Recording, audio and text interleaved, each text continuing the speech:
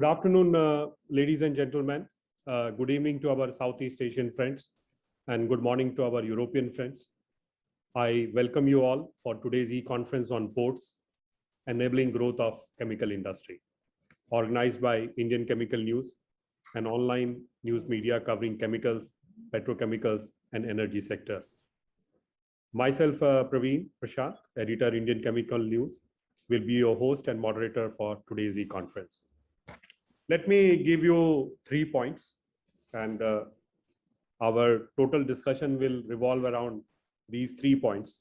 The first is the Indian chemical industry is projected to grow from present $180 billion to $300 billion by 2025, growing at an approximately 9% per annum. So this is the demand that the industry is forecasting, and we want to know from our speakers whether the ports are ready to meet this future demand. That's the first point. Now I come to the second point. If we look at the ports, India ranks 51 in terms of quality of port infrastructure globally, according to Global Competitive Index 2019 report by the World Economic Forum. So we are ranked 51 in terms of quality of port infrastructure globally. The third point, which I wanted to highlight, was the average turnaround time is 2.59 days. This is 2019-20 data, whereas UNCTAD, UNCTAD data talks about median ship turnaround time globally, which stands at less than 1 day, which is around 0.97 days. So this is pointing to the need of further improved efficiency. Why we are talking about improving efficiency? Because presently the demand is going to move, as I rightly said, to $300 billion. And the ports need to cater to that so that they should be more efficient. And also what we can say in terms of the ranking, they should move to single digit from 51 that they do have. So this is the brief background. Let me introduce you to our speakers for today's e-conference. Next slide. Captain Ram Iyer, India representative, Haropa Port. Let me give you a brief on Captain Ram Iyer. He has been associated with the shipping industry for over 4 decades.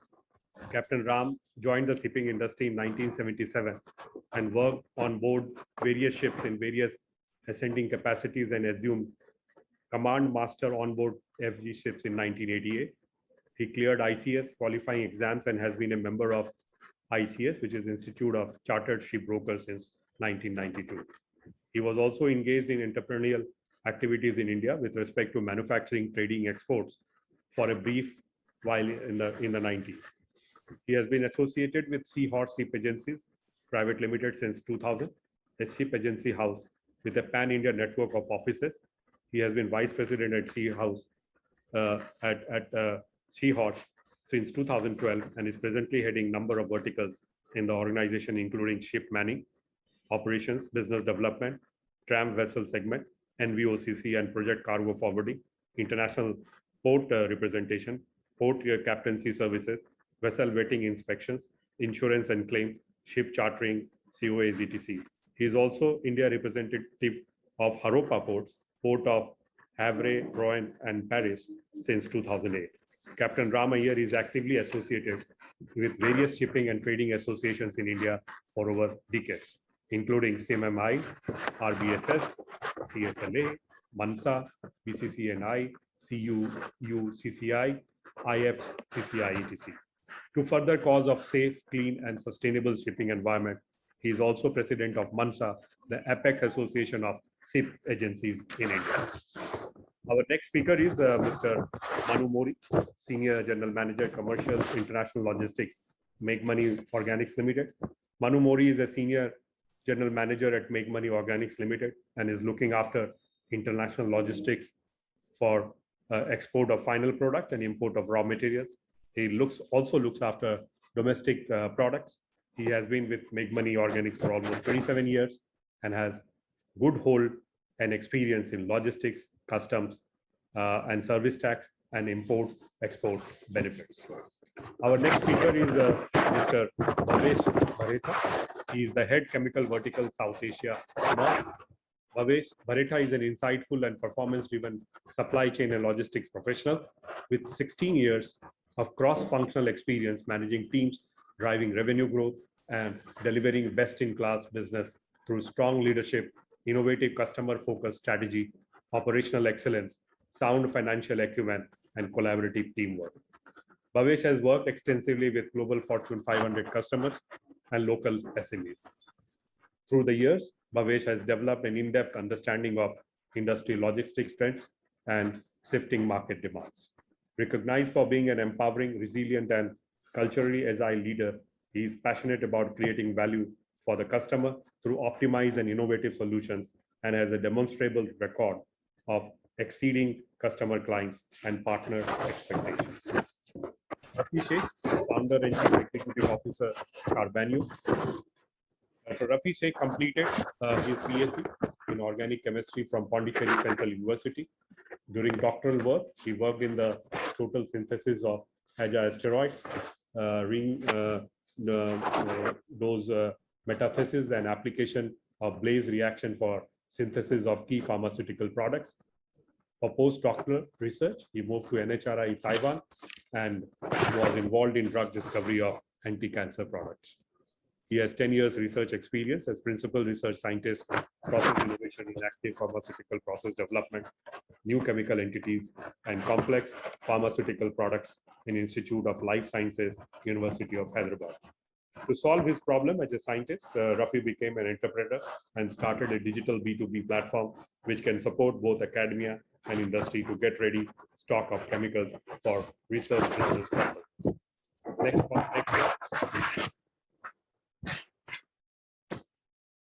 The key discussion points, the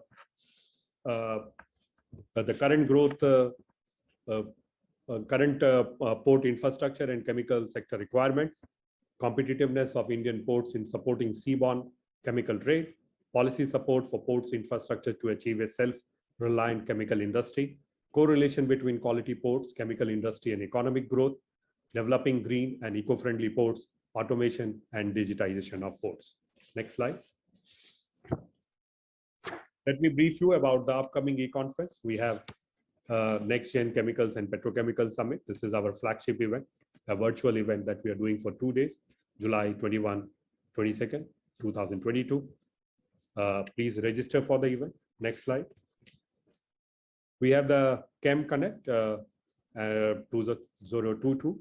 This is focused on logistics and supply chain. This is what we can say physical event on 25th of August in Bombay, the Lalit. And next slide. And here we are focusing on creating a robust ecosystem is the theme. The next is in September, which is Paints and Coatings Summit 2022. And here the theme that we have chosen is exploring new horizons of growth. And this is also a physical event, one-day physical event in Bombay. So this is what I had a brief to talk about. Now, without wasting any time, let me open the panel discussion. The topic for today's e-conference is ports enabling growth of chemical industry. Before we come to Captain Ramaya, who has been a driving force and a dynamic personality in this particular sector, let me understand from the industry their perspective. And so let me ask Mr. Manu Mori, Senior General Manager, Commercial International Logistics, Make Money Organics Limited. How does he look at the current port infrastructure? And with respect to chemical, what are the challenges and what are the requirements that he as an industry needs to have from the port or from the port infrastructure? So over to Mr. Manu Mori, to you, sir.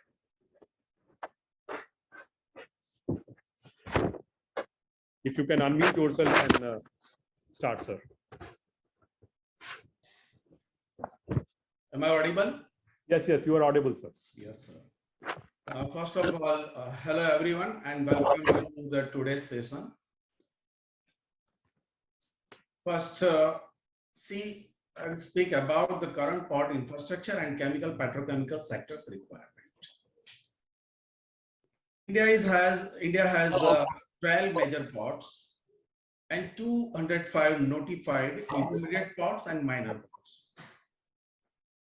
Our all ports are situated in 9 coastal states of India, namely Kerala, Karnataka, Maharashtra, Goa, Gujarat, West Bengal, Odisha, Andhra Pradesh, and Tamil Nadu. See, there are new 6 port locations identified by the government and will be developed under the Sagarmala project. So, most of the Indian ports were set up many years ago, and it needs to be upgraded at the considerable cost. But it is not there. There have been indications that the design of existing port is inadequate to meet the current requirement for the quick turnaround and handling of the increased volumes. See, volumes are increased day by day of exports, and the causing delay in the feeding and the evacuation of the cargo, and consequently lowering the efficiency of the productivity of the vessel. So some ports are not designed to cater to large or ultra large vessels, which have to be parked at a distance and cargo fed or evacuated through the smaller vessel. So we are not working at the international style under which the best smart ports are working.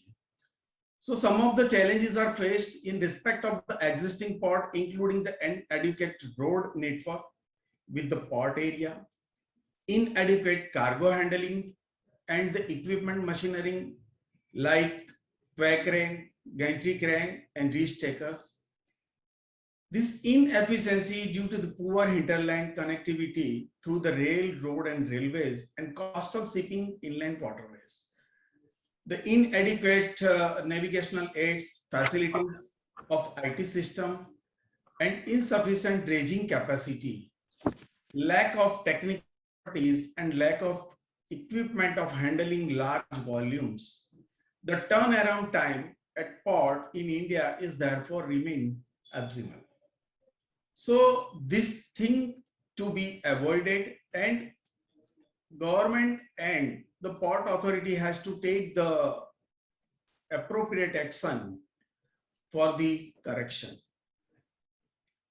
So you can see that I will talk about some Gujarat port. You can see that there is a space contained at Hazira port, which is the best suitable port for Gujarat chemical industries. So it is situated in South Gujarat. As on today, we are not having the rail hookup, which is only up to Kripco. It is not attached to the Hazira port. So as on today, all the exporters have to send their material to Hazira port by trucks only, and almost all the times there is traffic. So the material could not reach at that time. So there is a chemical tanks also. It is a good for Gujarat that there are 219 tanks at Hazira ports. In force for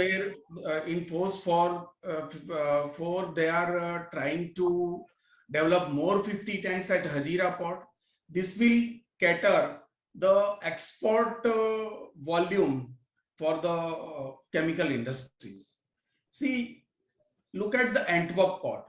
As on today, they are having the 350,000 cubic meter capacity with having 1,500 tanks of the chemical storage. See, in Hazira, we are having 425,000 KL, only 219 tanks.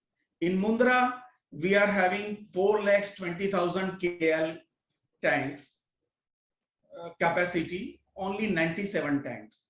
And in Gujarat, there is Pandit Deendayal Kandla. There is only 12,08,000 KL capacity of the storage tank. So there are public sector undertakings and cooperative units also, private companies complex also, and Gujarat Chemical Dry Port, which is called GCPDCL at Dahej, which is a major chemical port. There is a capacity of 480,000 KL and only 37 tanks are there. So you can see that compared to this Antwerp, there are 1,500 tanks for storage. And whereas we are having only 100, 200 or 37 tanks. So this is the mainly constraint for the chemical bulk to send in the vessel. One more thing, when you say about the ships data, so box ships are not coming, the major ships are not coming at these Gujarat ports.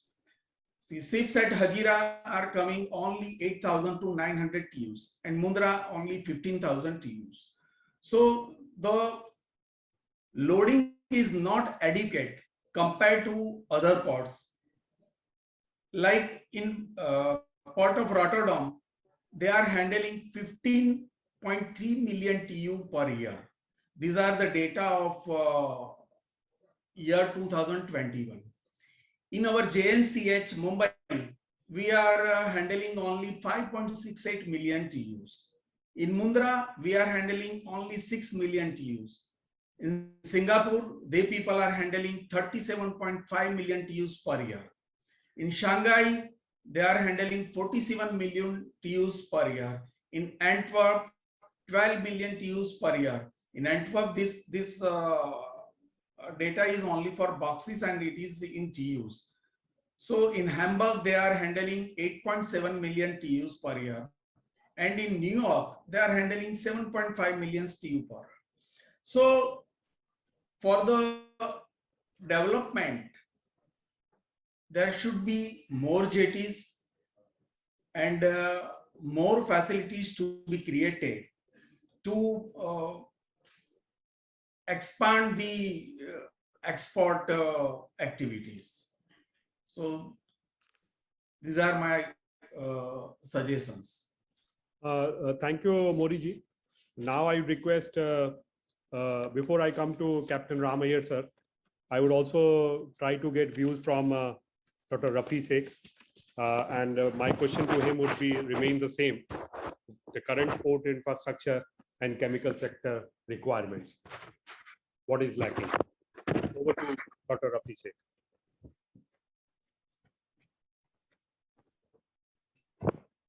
If you can unmute yourself. Yeah, Rafi. sure. Thank you, Praveen, for this opportunity. We can see this the entire scenario. It is an ideal opportunity for India, for Make in India. Is an opportunity for us.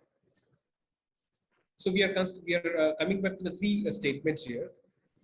The petrochemicals and the intermediate. If we talk about the chemical industry and the ports, so how we are balancing this? So petrochemical intermediates are the ideal candidates for a Make in India the status because of the several reasons. The first, this is the vital link for Indian chemical industry. So the intermediates such as ethylene oxide, we talk about propylene oxide, polyols, phenols, acrylic acid, styrene, rubber derivatives. These are the primary feedstock producing from specialty chemicals, which are essential for almost all the consumer and technology products. When they talk about the LEDs, when they talk about the material science, these are the essential key raw materials. The second, India has been facing a significant shortage in almost all the petrochemical intermediates. This leads to the import dependency, the 45%. It's more than the manufacturing industry because some more than 45% are depending on the import dependency. The third, the petrochemical intermediates, these are the significant growth for the downstream chemistries where we talk about the pharma, agro, or the specialty chemical industry. Next, coming the next decade, so we are seeing the huge trend and growth in the specialty chemical sector. So we are seeing the one side the growth, and we want to reduce our imports and make India self-sustainable. So all the policies, the initiatives taken by the government. Now we are rather than going for imports, and we are making India as an export country for the global, and it's a manufacturing hub for the entire global. So by seeing this, the growth opportunities, if we can see the next down to 2025, is a big opportunity for India to capture more than a 65 to $100 billion market. And currently, as a market, if you see the in Indian chemical market size is going around $260 billion market, and it's growing average 9% to 13% CAGR. And seeing this is a huge opportunity in the chemical industry, we are looking now we are to be implement the resources, how we can take this to the next level. So we are completely depending on the logistics and supply side. So when we are taking the initiative and making the industry, chemical industry accessible for the global, but we have to be focused on the logistics. Particularly in India, where I think the thanks to the government is providing the huge infrastructure facilities within India. It means if we order, if you access any product within a 24 to 48 hours, you can access the material within India, because it's a well connected by road, by air in India. We talk about the huge quantity of materials, particularly the safety. You have to consider more the safety and the hazardness, or taking the huge responsibility of the chemicals. And we are exporting for other countries. It means we are completely depending on the ports. So according to the market, we are having an opportunity of more than $100 billion market we are going to be capturing every year. So the parallelly, if you want to build in a huge amount of investments, or maybe the creating the infrastructure, the particularly ports, like as just sir has mentioned. So we are having a limited ports. This has been decades back, and now we are looking in a alternative, or maybe the leveraging the existing facility to the to make it accessible for every chemical businesses in India. I think the overall point we were just going to convey here, that next down the line of 10 years, we are seeing a huge opportunity in the chemical business. Parallelly, how we can leverage the logistics and supply, particularly leveraging the ports side. So thank you, Praveen. I think this is we are looking as a positive side, that we are getting more and more notifying for the global businesses, and we want to take this to the next level. Thank you, Dr. Rafi. Now I would request Captain Ram Iyer, sir, India representative, Haropa Port, and also Vice President Seahorse.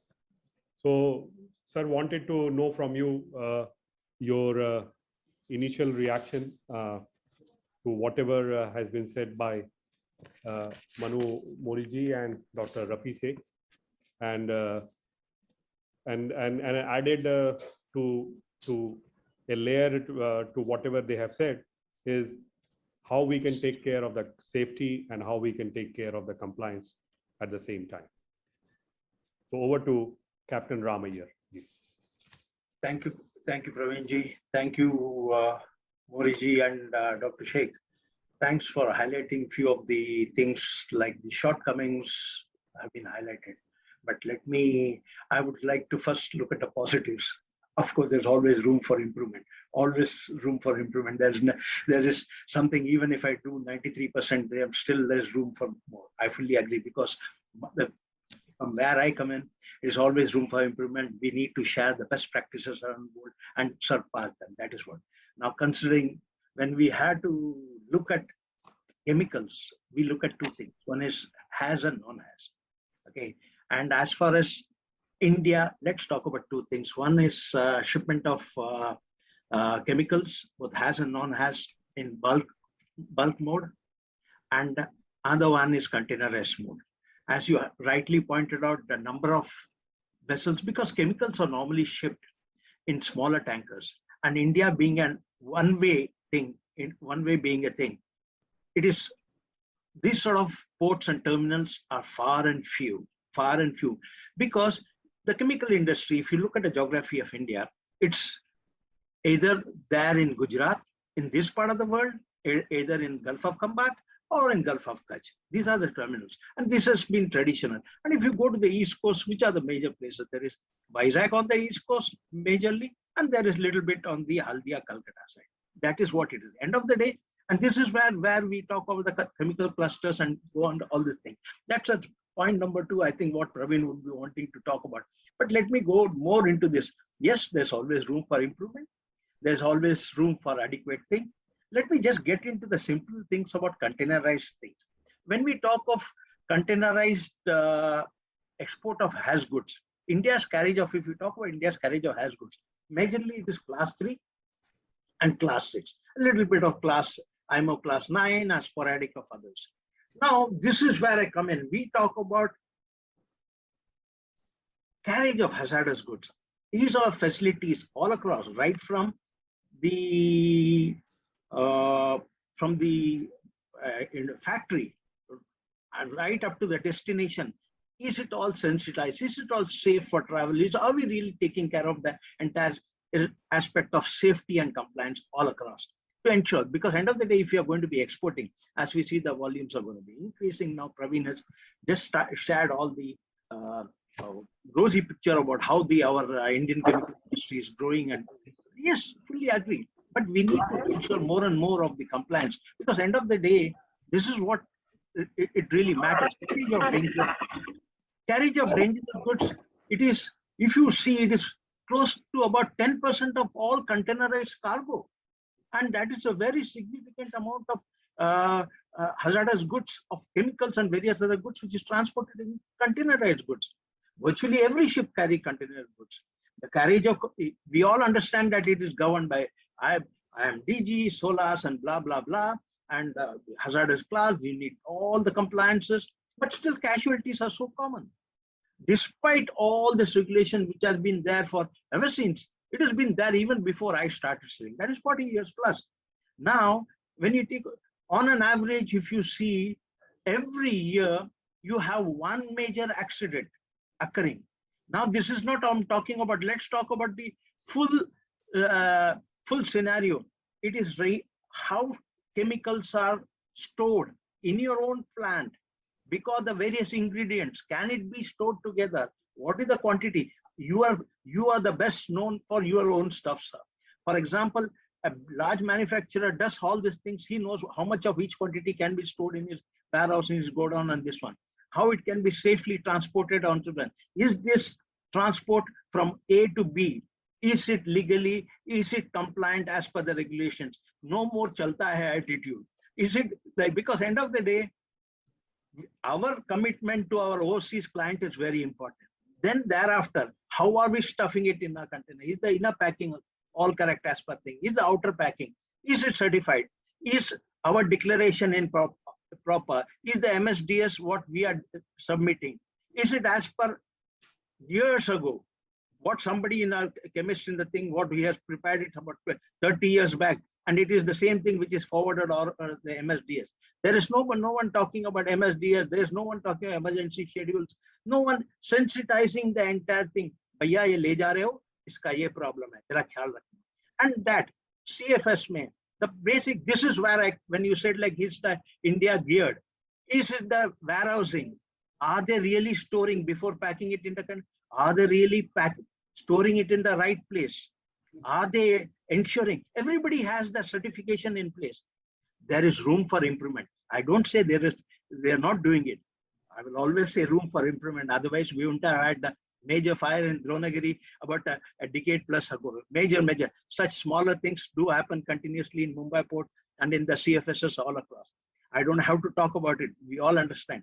These are the things, safety and compliance.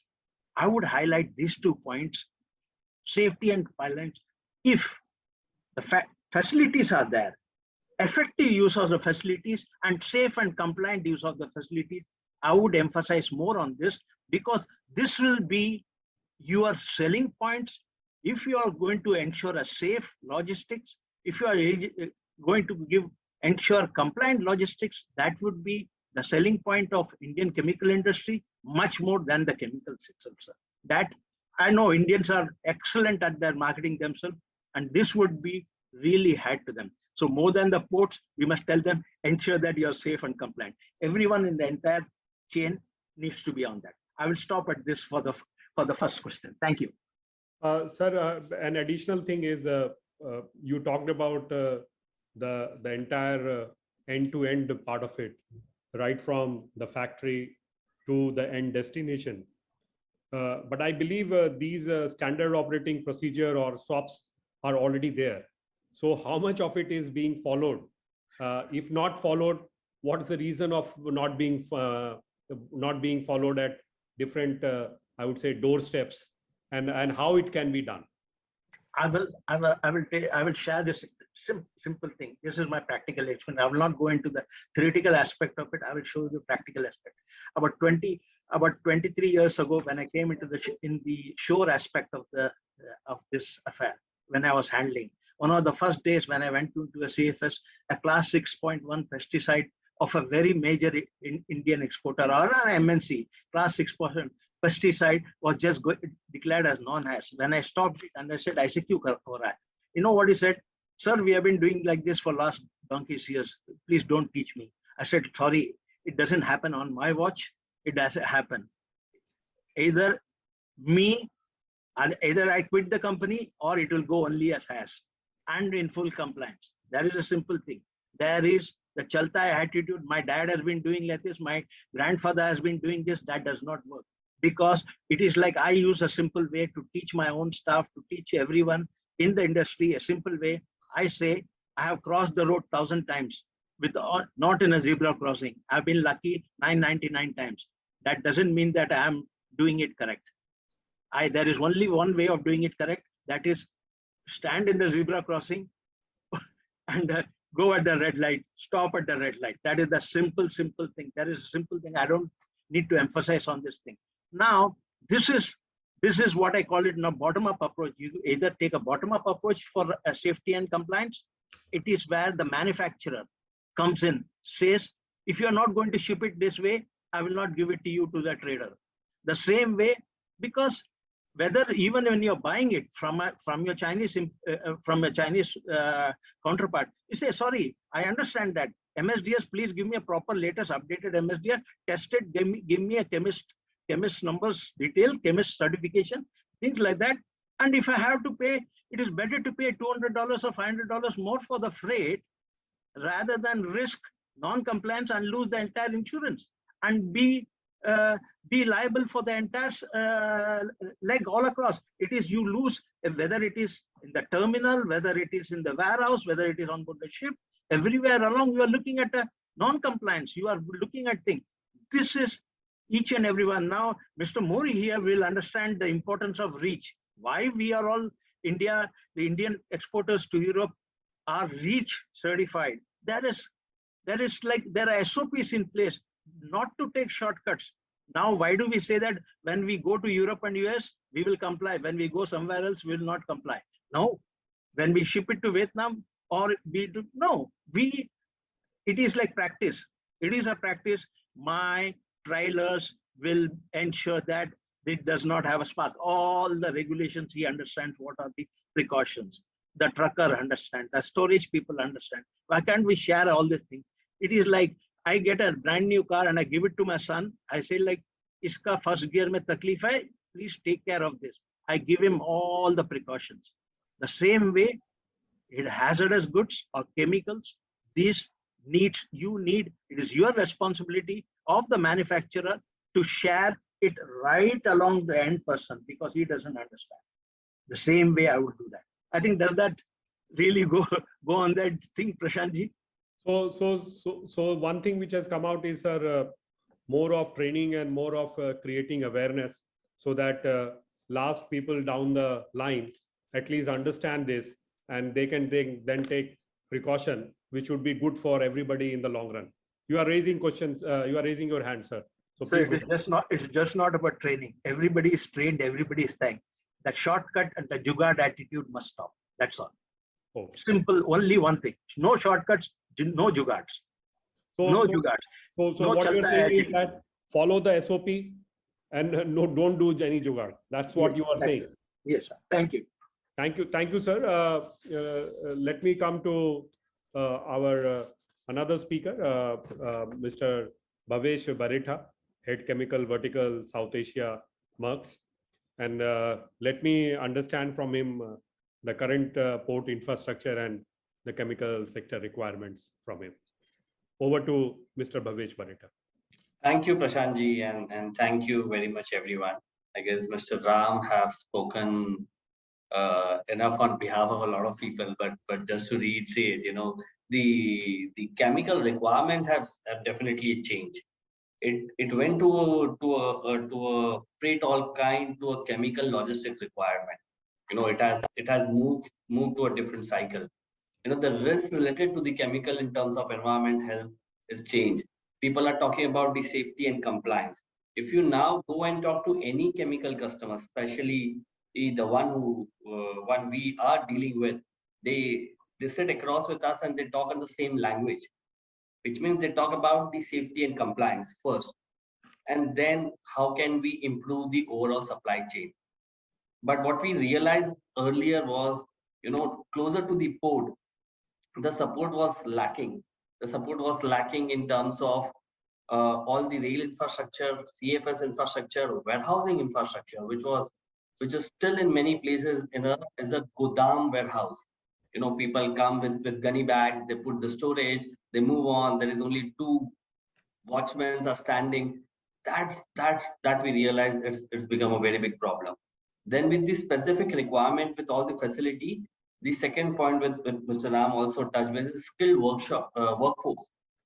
There's a big challenge to get that skilled workforce who understand the criticality of that commodity. That had changed. And every company and every industry had realized that the compliance and the safety related to chemical is huge. Now, chemical is being given to every kind of industries. That means every industry should have that kind of skilled force to handle that. Now to again go back one step and backward integrate, to start from stuffing, as Mr. Ram again said, are we stuffing those cargo correctly? Are we declaring that cargo correctly? And then it's moving from one point to the other point. When it moved to the export, the whole scenario changed because we wanted to compare our standard with European, US, Africa, all the big countries, the developing countries. But when it comes to inward, when we want to do it, as rightly mentioned, we will try and take a shortcut. I think that needs to be stopped, completely aligned on that. But now to look forward, what had changed? A lot of infrastructures have developed. A lot of new ports have come. Now, Mr. Mani Modi had also covered, and Mr. Ram. There are five proper hubs of chemical, which is the west and southeast.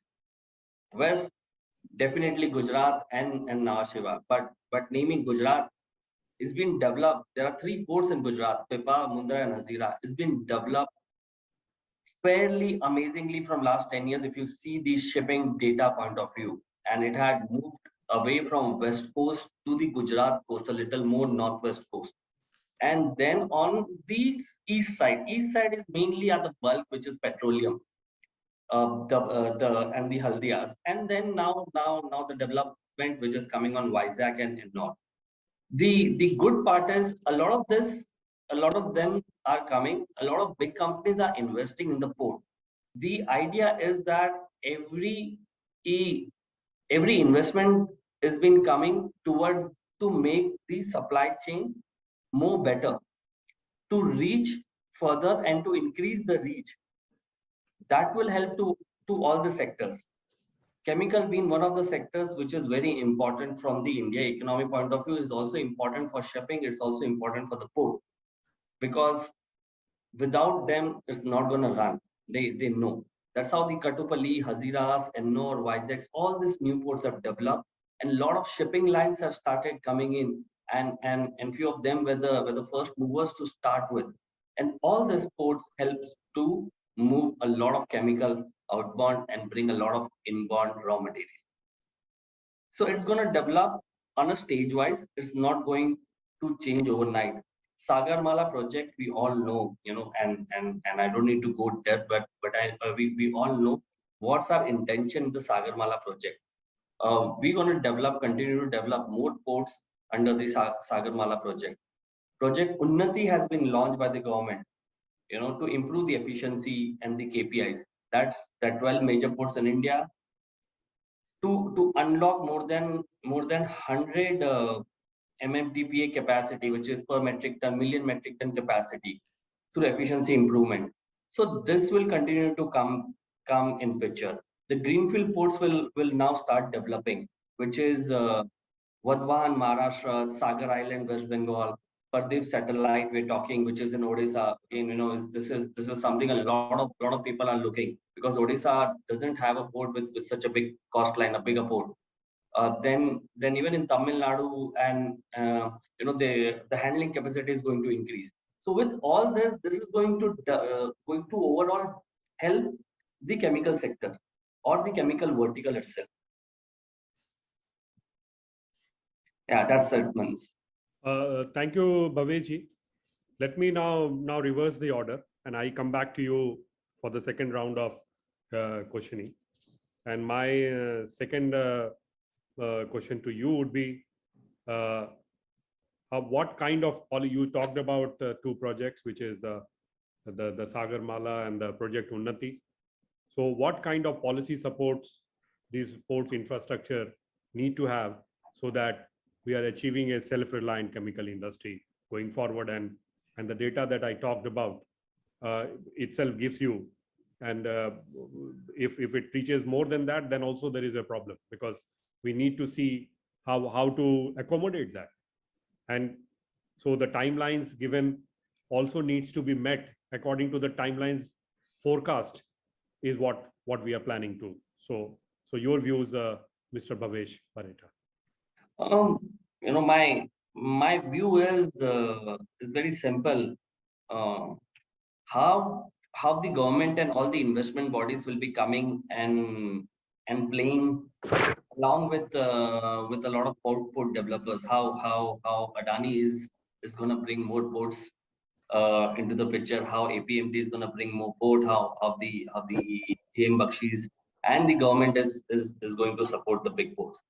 The more than a port, the important point is, as you rightly touched base, the moment it becomes the over capacity, we have seen Kandla is the classic example. One of the biggest port in India is just handling the brick bulk. There is no containerized vessel hitting in Kandla. That means we need to be very careful which are those ports will be coming in active, and what the overall ecosystem around the port will get developed. Now with Sagarmala and all the network from the rail need to also be there. Just to open a port is not going to help overall. Whether it's in the plan of any government which will be there or is going to come in future. The network around the port, which is the CFS, which are the roads, which are the rails, need to be there. The Concorde setup need to be there. Hazira is again classic example. We just said the rail setup is still not there, and a lot of time we are still struggling. How are we going to bring the containers inside the terminal? So that will going to take a little bit more time, Mr. Prashantji. Thank you, Bhavesh. I come to Captain Ramayya. Sir,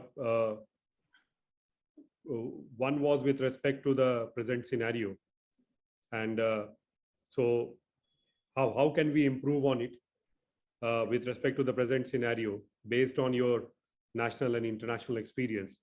You also represent Haropa Port, and you have been carefully observing all these best or smart ports that you are talking about, that Mr. Mori was talking about.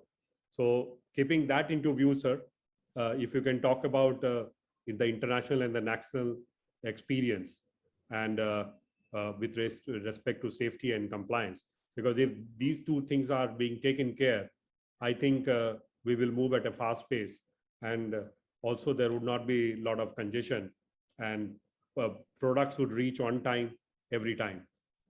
So over to Dr. Captain Ramayya.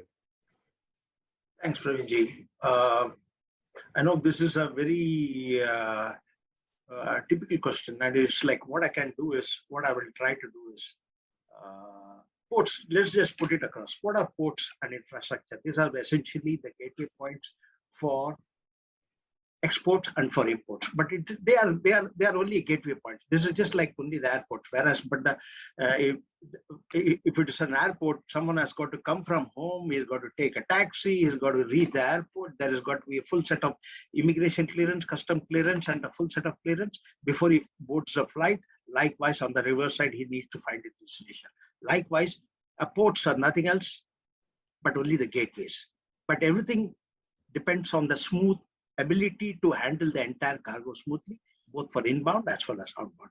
I will leave it to the extreme audience here and the things to think about. I will just bring out few of the parallels, because I've been luckily, or whatever you want to say, I've traveled around the world on ships and things like that. And I've also worked with Antwerp Port. I have worked now over the last so many years. I've been representing more than 15 years. This is my 15th year representing Port of Le Havre, Haropa ports. All right. Now let me share a few of the things where it is. A port, when we said like, what is it? A port. Now, Bhaviji talked about whether containerized port or a bulk port. Now, what is it? Now let me just talk about Haropa. Haropa is what it is. It's 3 ports on the Seine River axis. Haropa, Le Havre on the seaboard end, and Paris, the consumption center, on the other hand. This is like 140 kilometers of this full zone is called the Seine River zone, where the logistics and the industries are all placed. Now, Le Havre port, all this port together handles about 84 million metric tons of cargo. This handles liquid, bulk, chemicals, containers, whatever. And out of this, 50% is all about liquid, bulk, and also in containers. And Le Havre port handles close to about 230,000 TEUs of chemicals and hazardous goods within every year. And this is for France. And you would be surprised to know that as per records, Rotterdam is the #1 European petrochemical complex, and #2 is Haropa. Haropa is also the first region for fertilizers and for plastic and elastomers and whatever all the other things. If you see this entire belt, who all the major MNCs, all the major players in the chemical industry are all there in this broad band between Le Havre, the seaboard end, to Paris on the other hand. It's a full chemical industrial cluster. How do you make a similar parallel? A similar parallel here is that you have a lovely chemical cluster near Bharuch, the Bharuch, the full Gujarat chemical belt, and as Mr. Mori talked about, a rightful gateway port is Hazira. Of course, Nhava Sheva and everything else, everybody is competing for it. That everyone will compete for it. But the rightful head, of course, is Hazira. Now, the port needs to have terminals to receive goods. It needs to, as Mr. Mori talked about, the deep port to be able to handle the biggest vessel, the smallest vessel, the right type of terminal, the smaller terminals to handle horses. Let us put it for horses for courses. For different chemicals, you need smaller tankers, you need 2,000 tonners, 3,000 tonners. Those are the different, but petrochemicals, you would need the 1,000. All these things are available in Le Havre, in this Haropa region. And most importantly, he talked about multimodal transport to connect it to the hinterland. Because end of the day, this is how about the ports are only gateways. You need a green transport as much as possible by rail and by sea or by coastal waterways and by road to move it to hinterland. How do we do it? We do it with private and public partnership and develop rail and barge connections towards the entire thing. And not just that, how do you do that? To build infrastructure necessary for setting up and development of the chemical industry in this sector. What all we need? Electricity, steam, industrial fluid, gases, pipelines, tankages, what Mr. Mori has talked about, tankages. This is all is what it is in the public-private partnership domain. Now, the thing where I want to come now onto this is, it is not just about the chemical cluster environment. but to have an effective port community system.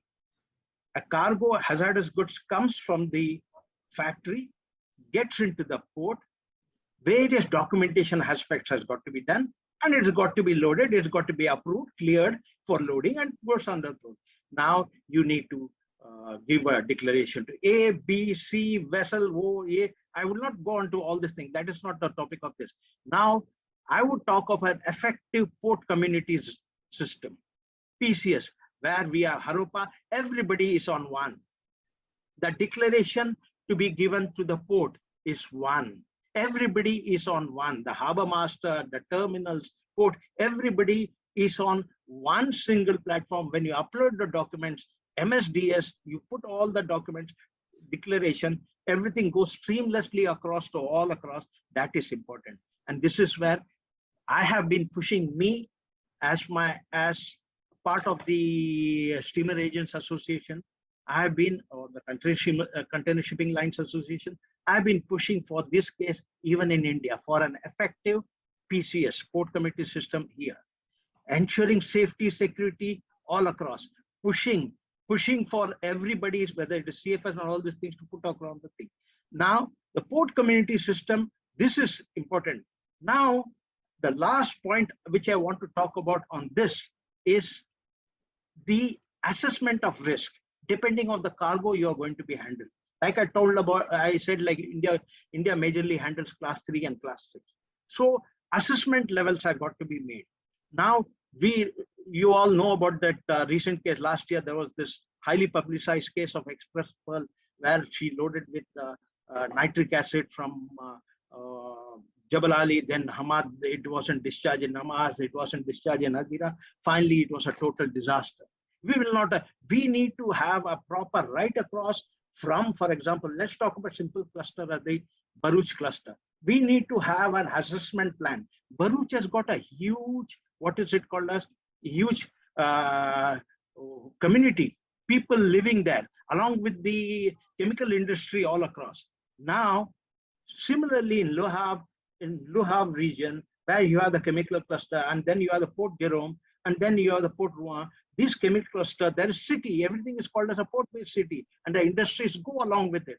Now, you need to have a public-private association, and we should do an assessment of the hazard levels, and not just how to attend to it, how to ensure safety, how to move it on that, and to continuously review it on a day-to-day basis. When you start doing this on a regular basis, this is where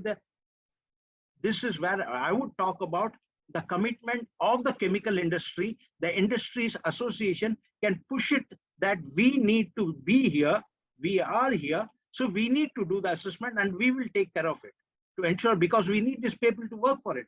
These are the things which is solely needed.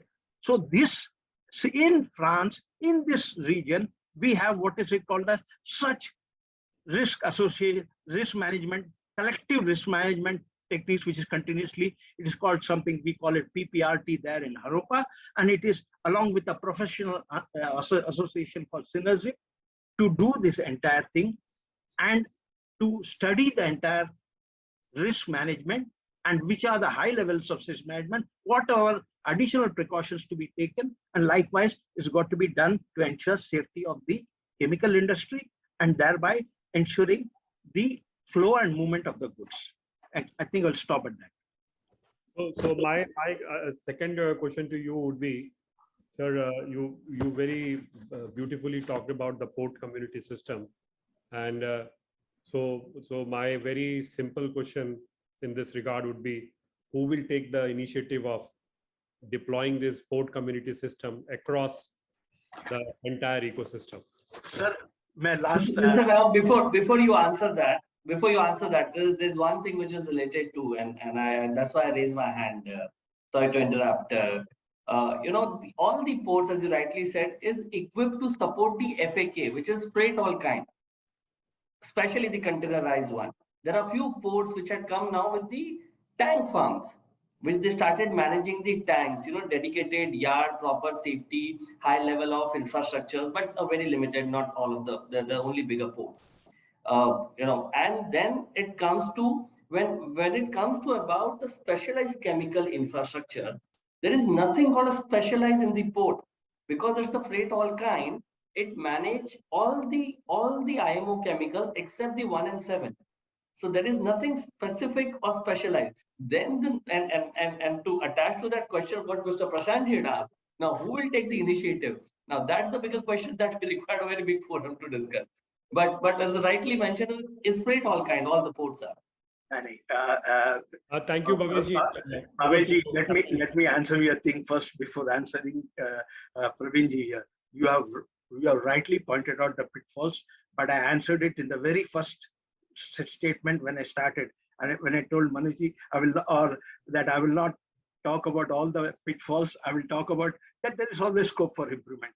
But the containment, if we talk about all the minuses, for the last n number of years, 20 plus years, I've been locking my heads with each and every team, whether it is DP World, whether it is JNP, whether it is GDI, for the lack of containment facilities. If there is a box which is leaking, if there is this is leaking, where are the emergency procedures? I've been fighting hard for it as an association. I do agree there is scope for improvement. We have moved much better than what JNP was there 22 years ago, when there was not even a single containment tray. At least today we have few containment trays. There is a wee bit of thing which is happening in the right direction. The reason why I pushed the thing about a public-private partnership. End of the day, it is the chemical industry. Chemexil is a huge body. Manuji, aap jante ho, Chemexil and Pharmaxil, there are huge bodies. They have tons and tons of money. They have the access to the government. They have the thing. If this association pushes this, ye kal ka kal theek ho jayega, sir. Ye kya hona hai? This is what is the requirement. That is what I am trying to say. What is it? It is, you are, for example, Bhayur zone. Some sort of leakage happens, and everybody runs from this end to that end, and then everybody comes into play and trying to safeguard the entire industry. I am looking at a proper thing where along the industry and the government get together, say this is what is needed to be done, and needs to be done because the industry has got to be there. The chemical industry is a major forex earner. It's a major contributor to economy. As Mr. Mori has pointed out time and again, this is what it is. And Dr. Sheikh would have all the statistics on that. Okay, this is where it is. If they push it, this will happen. End of the day, the ports and all are intermediaries. But the main thing is, I always say this, the trade comes first, the facilities come second. Okay, when there is a trade, the facilities will have to come up. They will come up. Sorry. And as far as PCS is concerned, yes, I have been fighting for the last Rizwan has been part of this one. In 2008, he was part of the EDI. He was with me, and when we started the first PCS, when we are part of the first thing, so my fight with the government for an effective PCS continues. What we see is somewhere there, and we hope to see something better. And my endeavors, hopefully, before I hang my boots, we will have that is my wish, to see an effective PCS. Captain sir, sorry for interruption. Mori sir, boliye. See, regarding safety, I would like to recall a recent incident in the last month. That was devastating fire in the Chaturgram container depot in Bangladesh. It claims 49 lives and 200 people were injured, seriously injured, and about 1,000 containers were burnt out.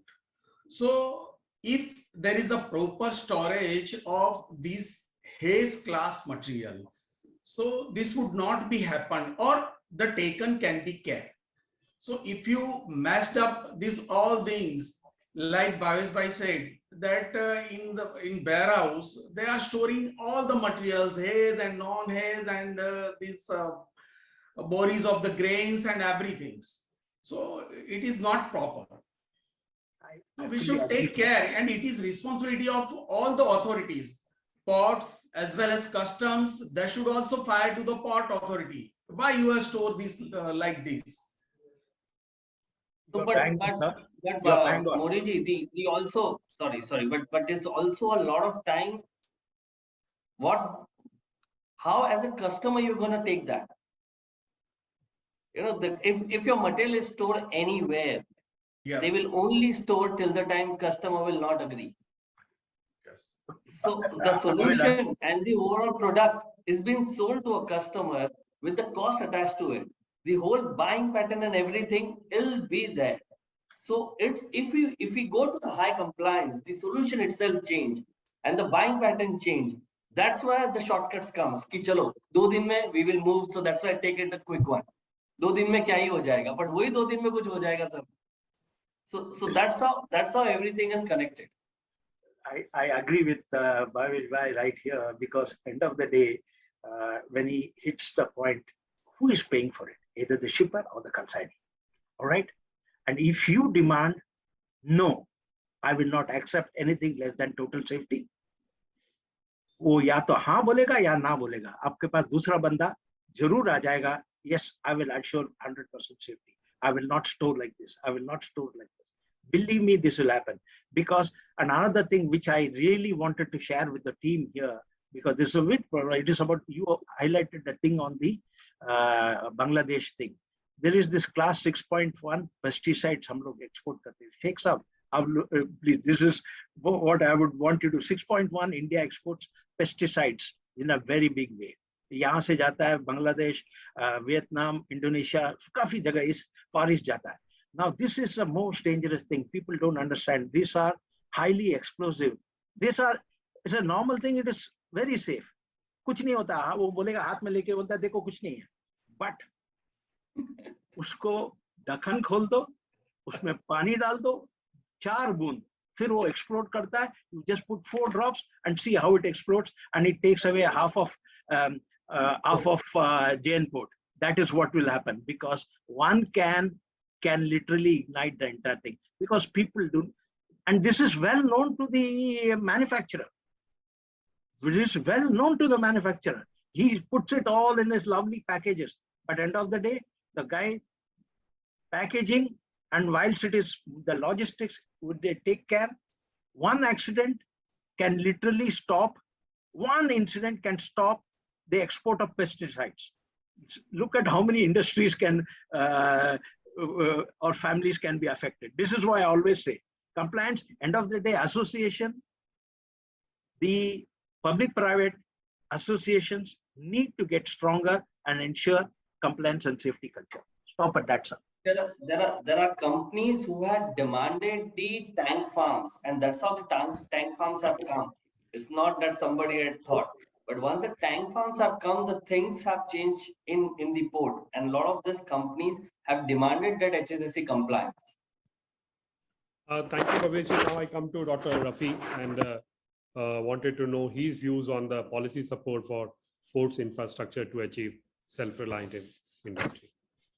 Thank you, Captain Sab. I think what are the points you raised the concern. Every day we are getting the same problem. As Bhavesh has mentioned, the buyer is looking the product. We think that because the technology adoption, they are having the advantage. They think that just like ordering a chemical, just like accessing the food in a Swiggy, or accessing the product in a Amazon. But most of the chemical businesses, they are having that perception concerning the logistics perspective.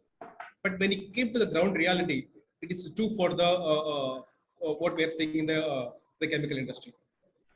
Because the chemicals is and also the businesses. So as rightly mentioned, most of the exporters, importers, for them it's a chemical.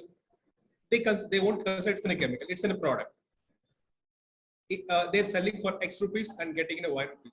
But there is a lot of things as involving when you're doing the chemical business. So where you know that whether the chemical is going for right person, whether the person is able to handle a logistics. When we start Carbanio, when we approach all the logistic companies, and we got surprised to know that there is no special or trying having all SOPs like in a MSDS, no company, logistic company. I can say this is when you got surprised when you came to know this, we have interacted more than 20 plus logistic companies.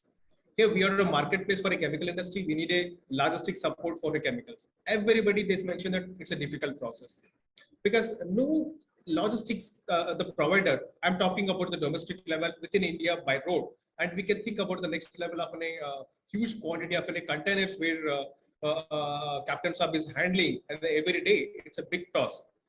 So when we have interacted with all the logistic companies, they mentioned that there is no standard SOPs, there is no training for the logistics. We assume that we need to take the logistics of a chemical product. We consider this is another product. Like I'm delivering a computer, I'm delivering some clothes to the user. Same thing I can deliver a chemical. It's not like that. So whenever, in addition to this, the business, Captain Saab has mentioned one point during the discussion. The manufacturer, the seller has to know the property of a chemical. It means whenever they are sending a product from their manufacturing location to the end business, it may be the export or a domestic, they have to follow the logistics norms, ITA norms. It means it is such, we have a lot of regulations. We can talk about the CRZ regulations, postal regulation zone, if you talk about a port related one. And if we can, there is some hazardous product when we are exporting or maybe transporting from one location to other location. It's called the TRAM code. It's a transport emergency card. It means that day one, the manufacturer who is sending the product from other location, he has to intimate the each and every parameter. It may be the safety norms and everything has to be kept on the code. So if something is happened, this what are the parameter has to be taken. We know that this hazardous chemical, then what are the outcome of this? So how you want to control this? So there is a lot of technology involvement is there. And as rightly mentioned, the Europeans are already following the REACH program. And in 2019, 2018, we have an interaction with the Minister of Chemicals. And they just mentioned about that how many chemicals are going to trade happening in India, because everybody's mentioned the different numbers. But in India, till now, totally 263 million chemical products are there. And every day, 50,000 new products is adding into the chemical industry. And you let me know how this huge and vast amount of any chemical products data can be monitorized. If you can see this, all the ports are training. So whatever we know that the chemical is hazardous chemical, and we are informing for the logistic team who is there in handling the ports. They have given a training, sufficient training for such a old type of a product, like they know only like a nitric acid. And just what the Saud is mentioning about the 6.1 of the agrochemical products. And like, if we know the deep of the chemical product, understanding the nature of the material, we have plenty of any chemical products. And to take all the outcome, so how we can make it an effective way, respective from the manufacturing product to the end customer. It may be the domestic or import. We have to have an each and every point SOP that these has to the points has to be considered. And in addition, is Captain Sir has mentioned about the ports or just an gate points.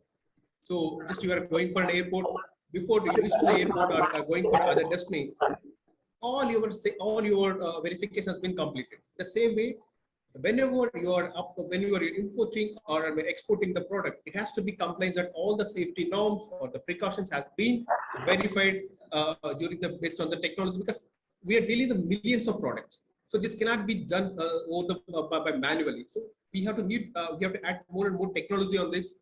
And we're already having a lot of regulations. We're already discussing about the CRZ norms, and particularly most of the ports. Due to this all regulations, they are, and one more point we came to know that surprise. So most of the containers, they are cleaning in the ports itself. So due to the lack of the vessels available, so they're just calling for carbon. You mentioned that we need a particular chemical because we have taken X chemical, now we are sending in a Y chemical for other location, so that we have to clean the vessel and add the new product. So that's such a things is happening, that whenever such type of products they're exporting, they should know that just vessel is not a product, just like it's not like a packing material, but you should ensure that if it in a one drop on water can take a biggest disaster on this. So in overall, the technology is an other option to solve all these problems. And also every day we need a training of all the logistics people how to handle a particular hazardous or non-hazardous products in the ports, or maybe they're using logistics and transport. Thank you, Dr. Rafi. I come to Mr. Manu Mori and wanted to understand from him what the automations and digitization things should be done on the ports. And so that things can move fast. And where are we heading on that front, sir? Over to Mr. Manu Mori. Thank you.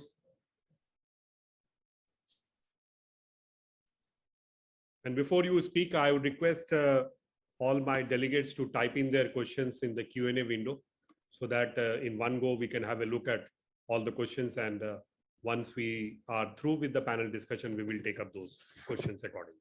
So I request all of you to please type in your questions in the Q&A window.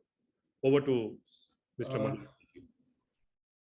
Praveen, for the automation and digitalization of the pod, we should develop the smart pod. Like there are 10 top smart pod in the Europe and other factors of the world. So there are 10 smart pods. One of is the Rotterdam, Port of Rotterdam, Hamburg, then Port of Antwerp, then Port of Singapore, then Shanghai, and Le Havre, and this is Haropa Port, and Los Angeles and Copenhagen, Malmo Port, and Port of Valencia and Port of Barcelona. So these are the smart port. What is the meaning of smart port? Smart port means being more attractive and innovative in the competitive sense. So as in today, you know that due to Global Shipping Alliance, the rates have gone very high for the containers. So in some of the sectors, it is 100 times more. And some of the sectors, it is, see earlier, we were sending the material. I will give you some figure that in 2019, we were sending Santos 20 feet container at $800. And today we are sending $8,000. See, we were sending $80 at Singapore. And as on today, we are sending at $700. See, in Rotterdam, we were sending $680 in 2019. And as on today, we are sending at $7,000. So at this stage, we have to reduce our expenses of the export, so that whichever the margins were there, we were wiped out during the pandemic period and after pandemic, because the rates of the exports are very much shorter. So smart pod has a more effective in sense of real time, then more performant, more economically competitive pods. And not only, but the smart pods consider residents a key stakeholder of their activities. So for real-time information, a collaborative management approach and essentiality provides more with less. So at this stage, as rightly Captain Saab told that there is a scope for improvement. As on today, in India, there is no smart port. So we have to go by the this type of technology. We have to get the study. And there is a process simplification of the goods from the port. So safety and security and chemicals, petrochemicals product is there. At the smart port, you look at Antwerp port and you look at this Le Havre port. So everything is there.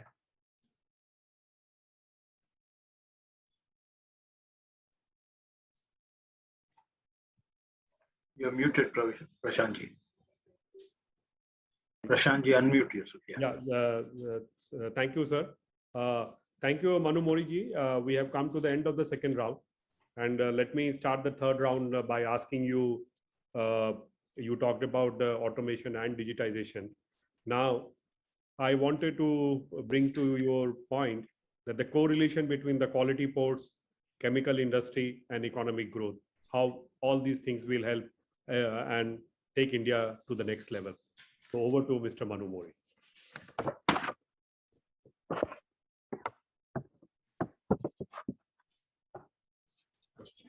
Please go ahead, sir.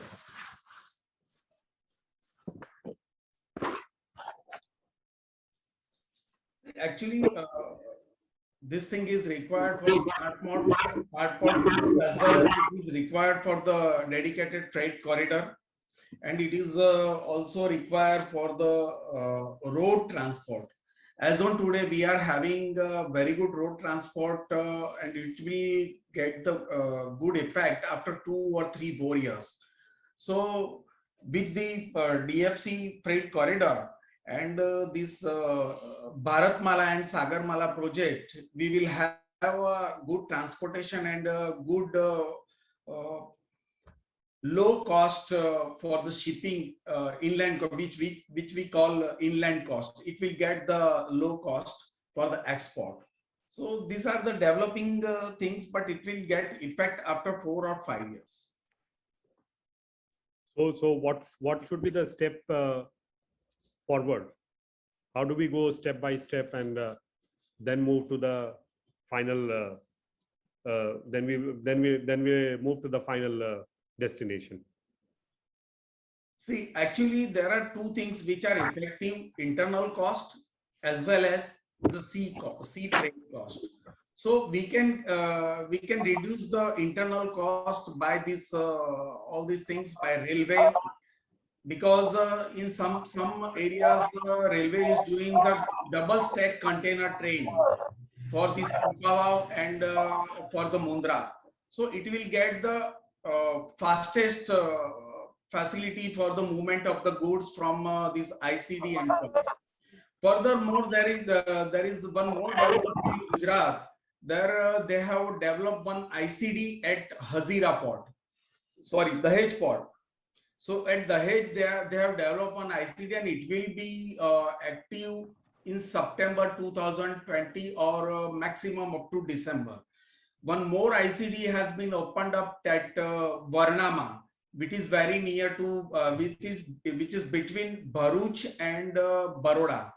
It is a very big ICD, and it will help to the industry located at Bharuch and Baroda for the Mumbai export. Thank you. Sorry, I come to Dr. Rafi Sheikh, and my question to him remains the same. Is the correlation between quality ports, chemical industry, and growth? So over to Dr. Rafi Sheikh.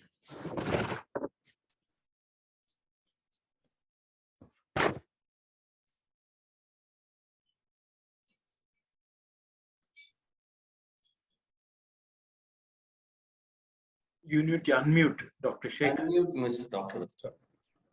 So what are the chemicals we are exporting and importing? So there is a particularly we are saying when we are exporting the products, now we are getting all the documentation support from the buyer from abroad. He's clearly mentioning, sir, we have following the certain quality norms in our country, and can you adapt so that my job can be comfortable here? So I think that's where we are discussing for this topic. So the quality is not an option.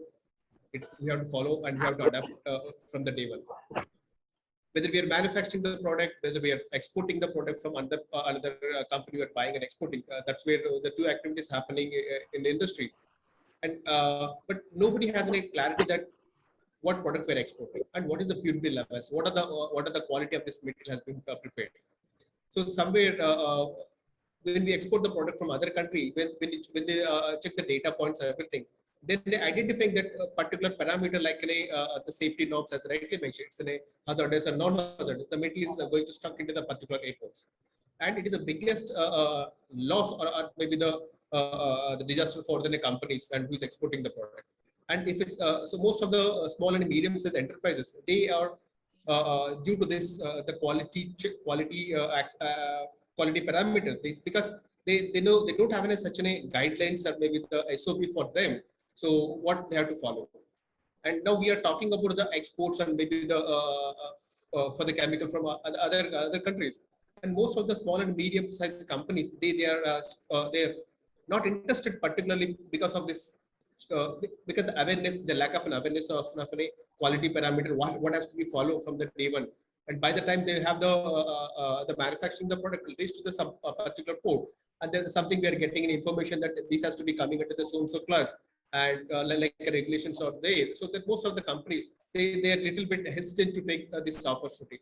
And now with this, the forum, just I can request for under the team, but maybe the stakeholders, how, if we have a proper the guidelines or maybe the SOP, so that particularly related for the quality parameters, like whenever we are exporting the product, we have to follow the so-and-so norms. Like there is some of the organizations like an MXL, FORMXL, these are there, but we can extend this same information to large number of small and medium-sized enterprises, because these are the key pillar for the growth of a chemical industry, because they are contributing more than 97% of the manufacturing support for a chemical industry. Thank you, Dr. Rafi. I come to Dr. Captain Ramaiah ji, and wanted to understand from him what the smart ports that Moriji was talking about, or the kind of automation and digitization he was talking about. If all these things are being implemented, what kind of reduction in timeline that you see, and what kind of reduction you see in the rates with respect to the port operations in the country. So over to Captain Ramaiah.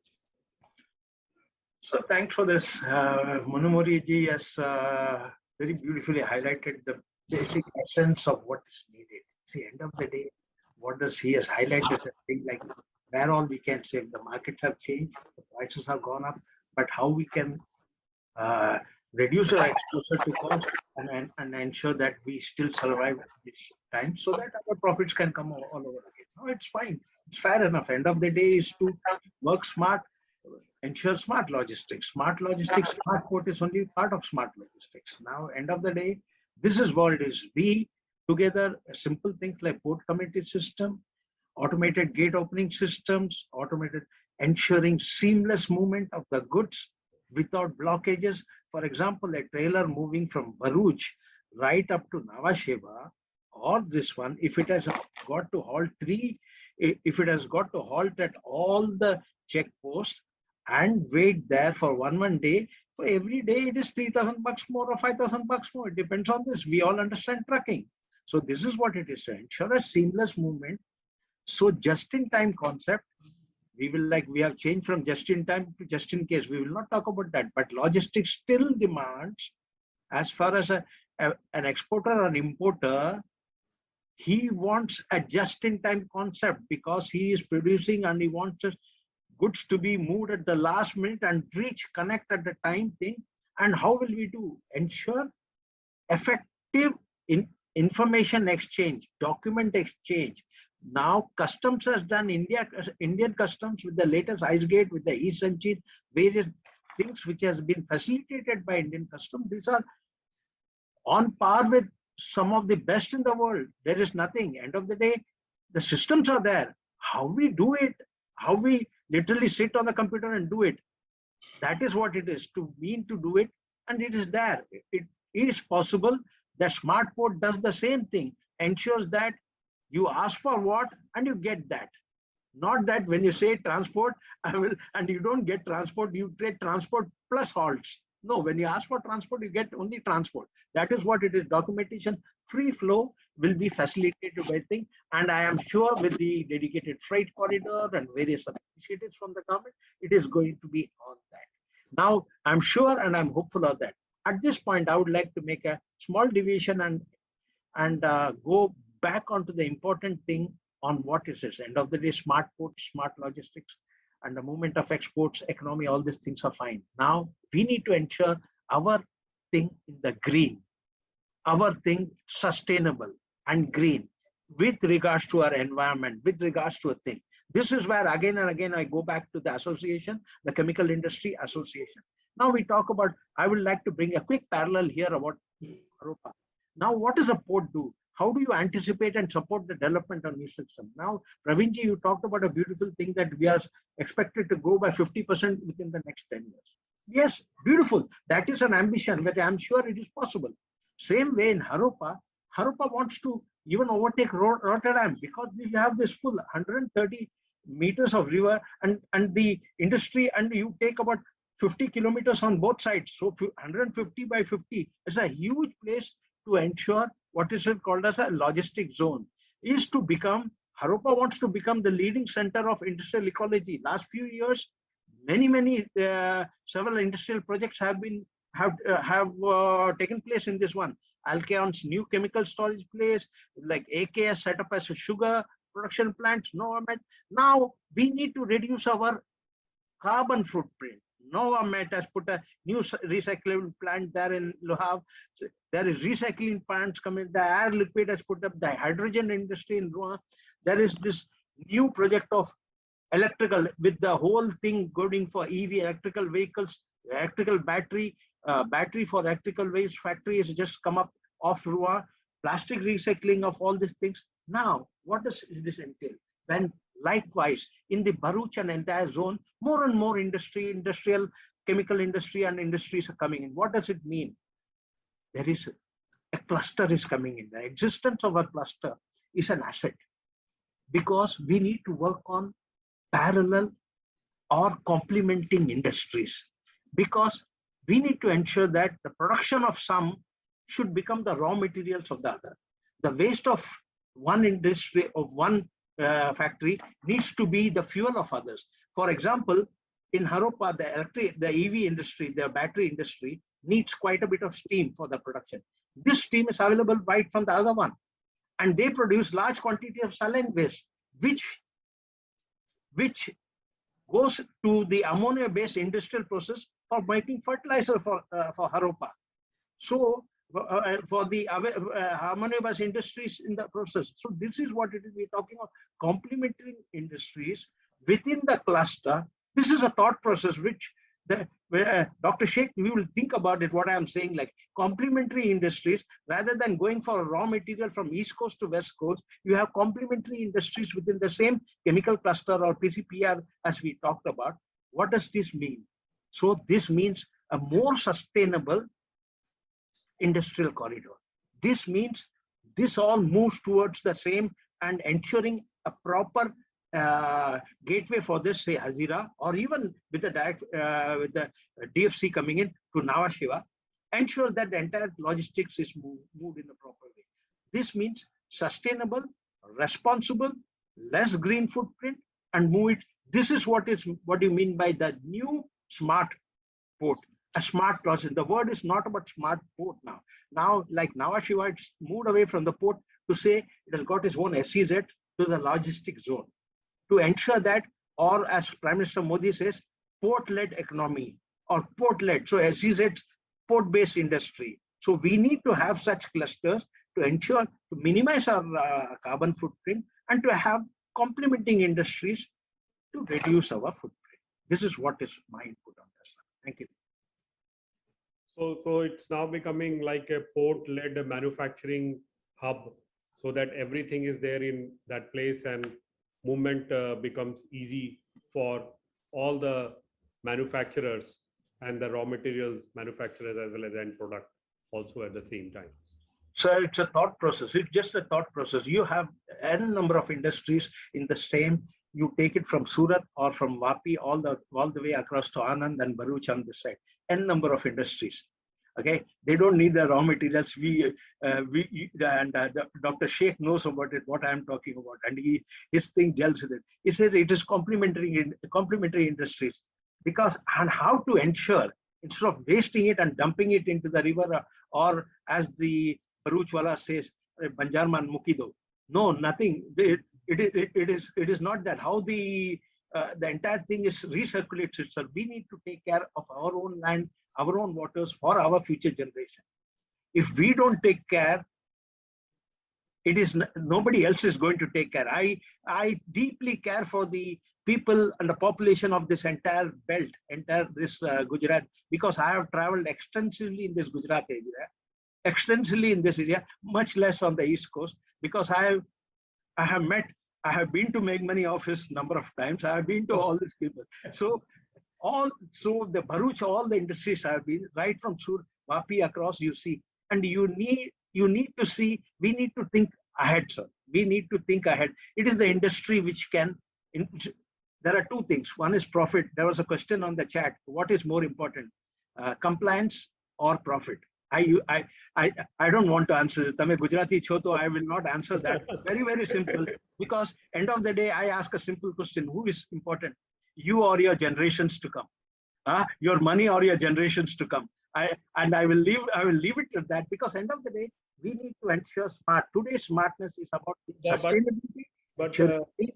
Sir, I would like to say profit with compliance. Profit with compliance. Yes.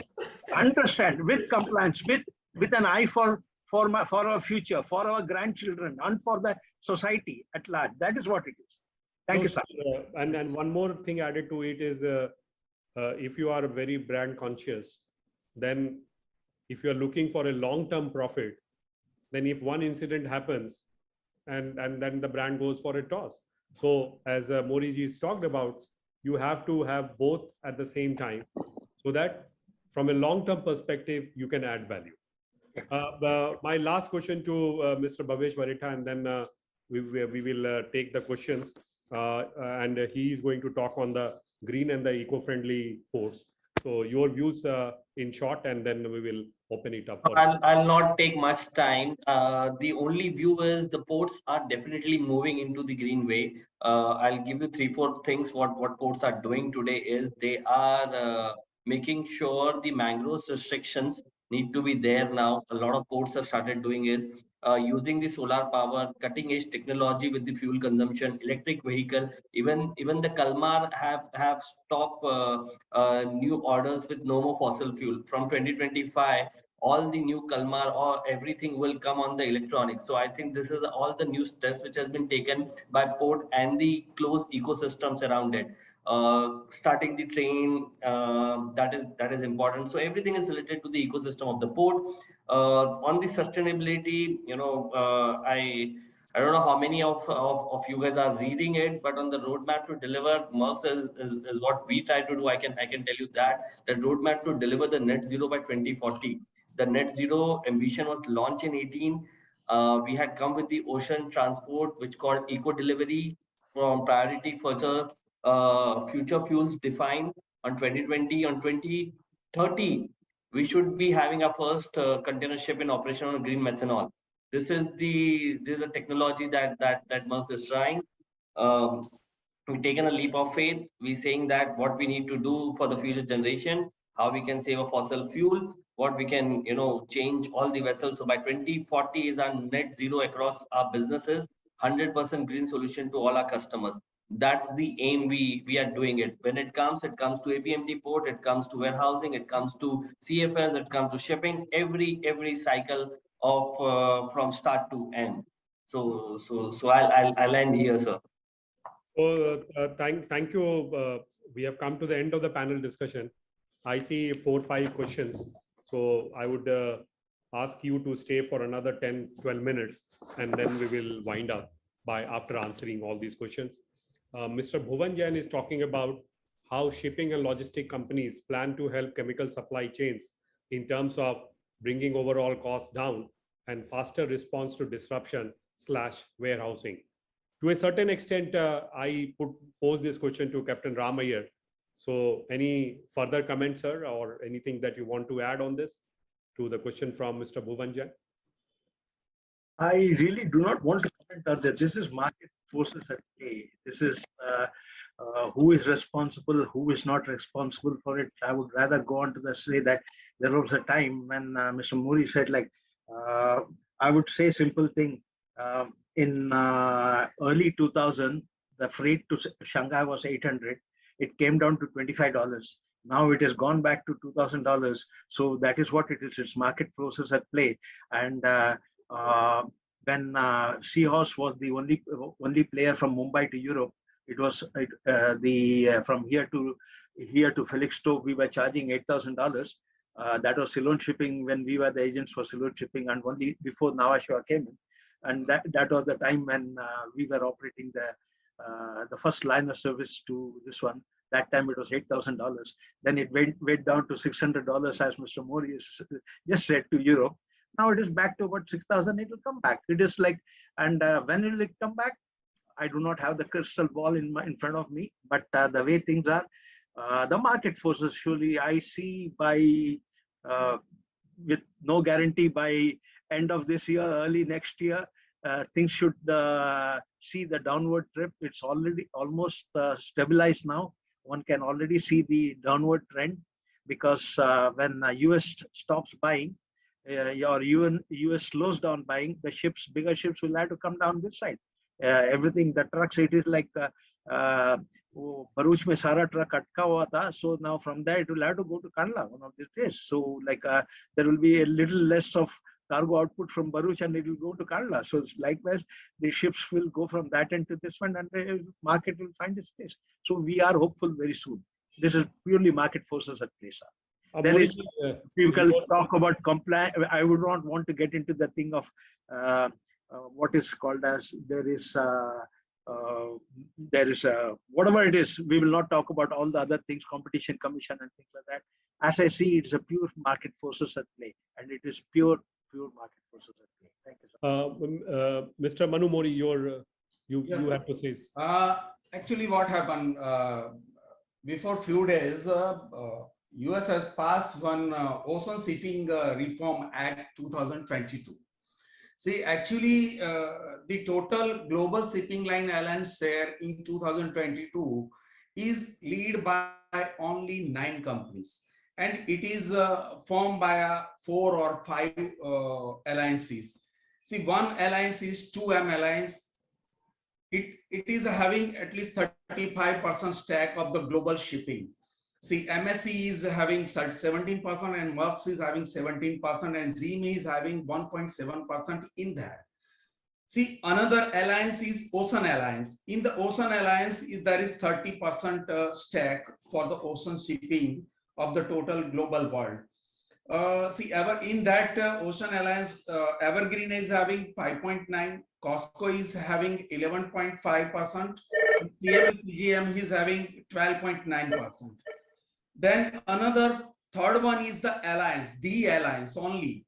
In the D alliance, there is Hapag-Lloyd, which is having 6.9% stake. One line is having 6% stake. ZIM is having 3.2% stake, and YML has having 2.6%. And there is fourth last, which is having only 15.4%, which is other shipping lines. So whole world is controlled by this 9 shipping line only as per Joe Biden. So we are waiting for the new Reform Act by the US, and what is the impact on the all over world. We are waiting for that. So namaskar. We pray God that the rates should come down. Sir मैं सिर्फ भावेश भाई को answer करने दूंगा, लेकिन मेरी एक छोटी सी बात है उसके पहले. So I will give a simple thing. When many shipping lines went bust, mergers and acquisitions and bankruptcy, this is all part of the shipping cycle. This will happen. So this is part of the things, and this is what happens when supermarkets came to India and the local kiranas went bust and all those things. This is part and parcel of the bigger ones will survive, and the bigger ones, the bigger they fall, that is also biggest ones, like they also fall. So it is market forces, and it is the natural phenomenon, sir.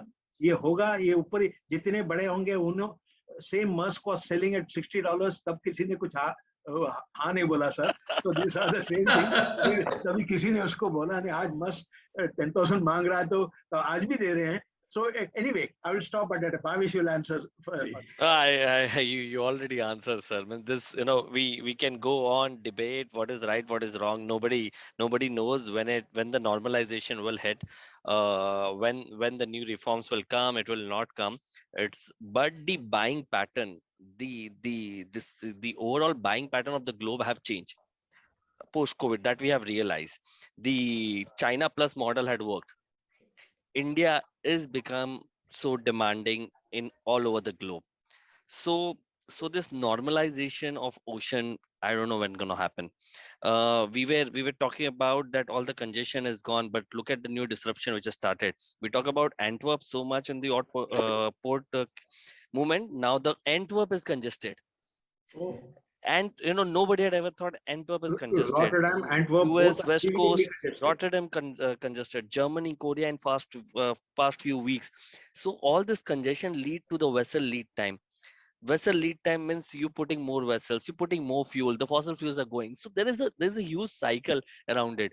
Um, the only thing which I can comment is whatever gonna happen, it will happen for everyone.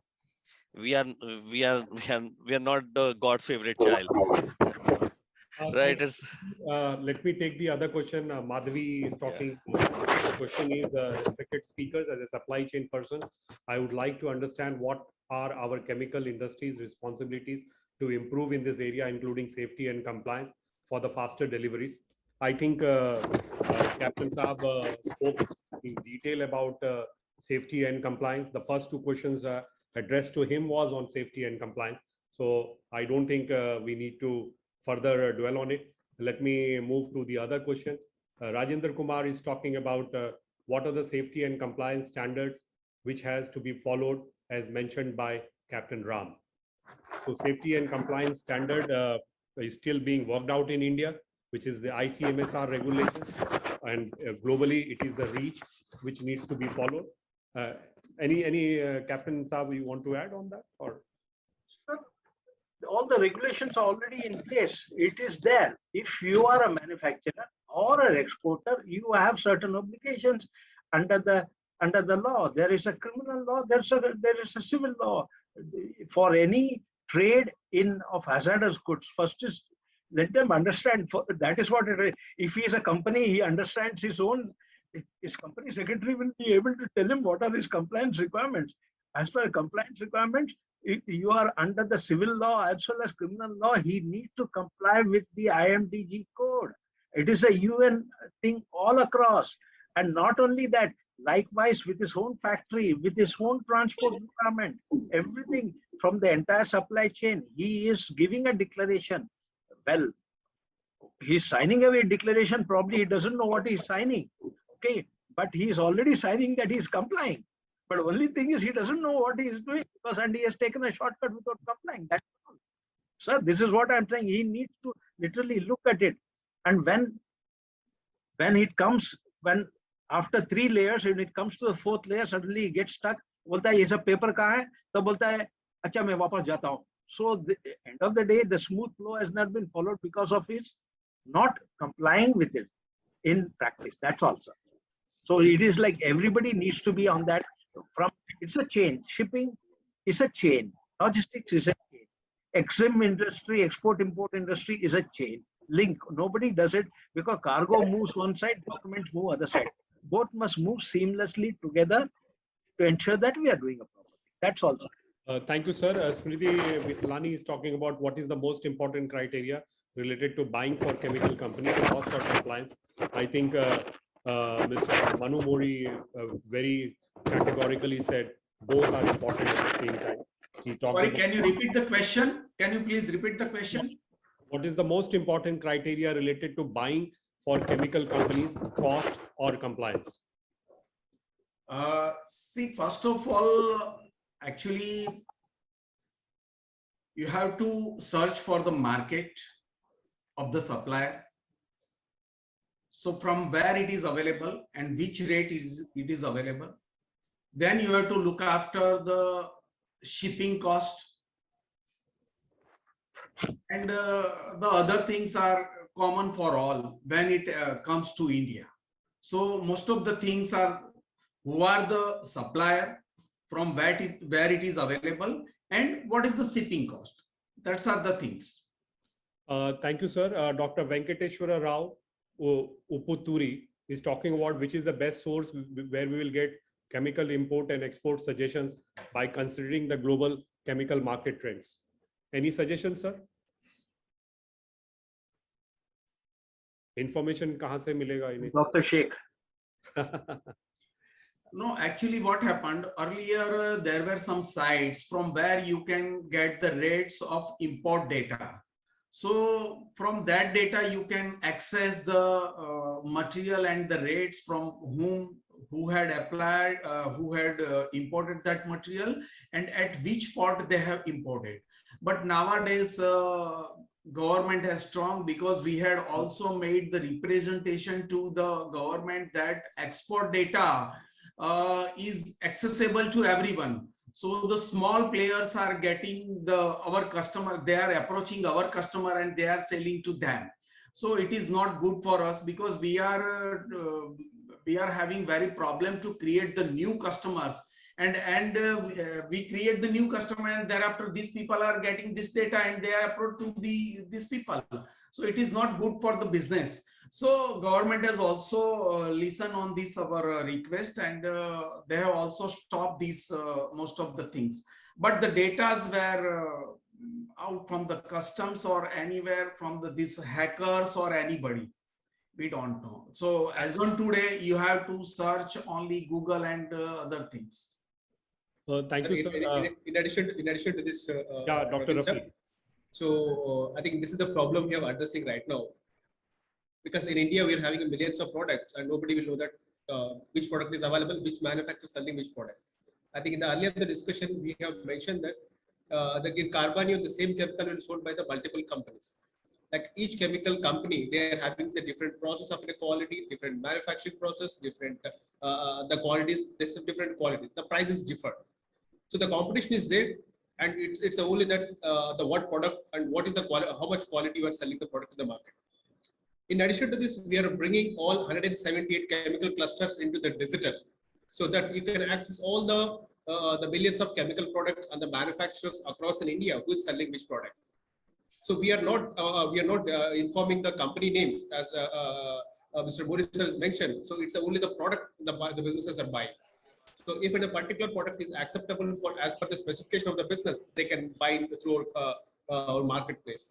And still, we are supporting all the businesses. They can showcase the products. They can sell their the products globally through the digital technology, and they can access all the product informations, the price and the delivery price also. Like if they can want to buy the particular product, they can see that from Bombay to Vadodara, what is the delivery charges, and the same product they are buying within a Bombay, the logistics price will be different. So that all this information is we are accumulating and giving the one-stop solution for a chemical industry through our marketplace. Thank you, Dr. Rafi. Let me take the last three questions. One is on the how we will get the free shipping deal information from UAE to India as part of vessel harmonization. And the second is how can we get ISO tank availability at different ports? So, Bhaveshji, any answers? ISO tank availability at different ports, and it's a difficult one. I'll tell you why.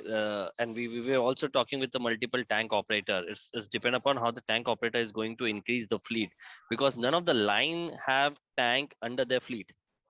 It's all the tank operator who have, and looking at the compliance and the government which they're thinking, and if you read between the lines, a lot of this chemical which is moving on flexi will start moving slowly in tanks. So demand of tank is going to increase. But if you ask the answer now, I seriously don't have it, because it's purely based on the tank operator. and the other question was how we will get the free shipping deal information from UAE to India as part of the vessel harmonization. I don't have the information on this. See, I don't know how. This is a very simpler question, simpler thing.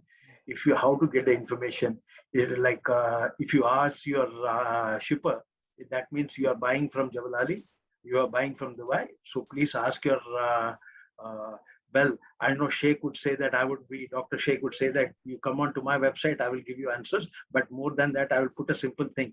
Your shipper, you ask him if you are buying FOB, you are buying CNF, whatever, he is the one.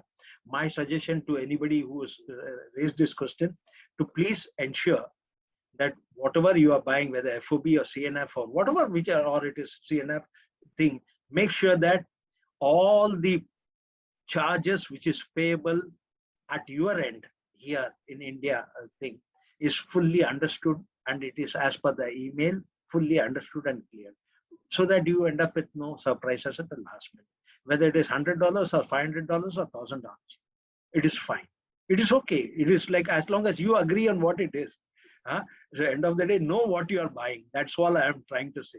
Know what, like you would be wanting to buy what it is. Similarly, buy even at the freight, what are the things we are going to buy, so that get everything across. Your shipper would be the right person to give you all the things, whether it's a line or an NUCC or what it is. He is the one who is going to help you on that one. One last question, which is from Harish Mehta, Senior Advisor, Crop Care Federation of India, CCFI. Any confirmed figures of imports of chemicals during FY 2020-21 and during FY 2021-22 to see the upward trends in spite of manifold increase in sea tariff and non-availability of containers? This was more on agrochemical sector. So he's saying that he's deriving a correlation between that the imports have increased, and because of that, these upward trends, the manifold increase in sea tariff and non-availability of containers. So you have to demystify this, what we can say, assumption, and then we wind up and do the concluding remarks. Over to Captain, sir. So I think it's a very difficult scenario. Like, people could talk about that increasing cost and increasing thing, and Bhaveji would say that, but even though the freight rates have increased to X amount, but still there is a backlog of 3 weeks. Okay, now that is where it is. There is a demand, despite the freight rate increase, there's a demand. Likewise, even on import, there's a freight rate demand. But the statistics, the overall increase in containerized traffic and the entire thing, it is like pre-19 to post to right today. I would say that it is just about 4 to 5%. It is just nothing to overall. There was a dip in 2000. It increased. When the dip, the growth shows as huge, but overall it is just about 4 to 5%, or you can take close, less than in some ports it is 5 to 10%. The maximum is that much. It is somewhere almost flat, or as I would say, it is in line with the growth of organic growth of India's economy. That is just about it.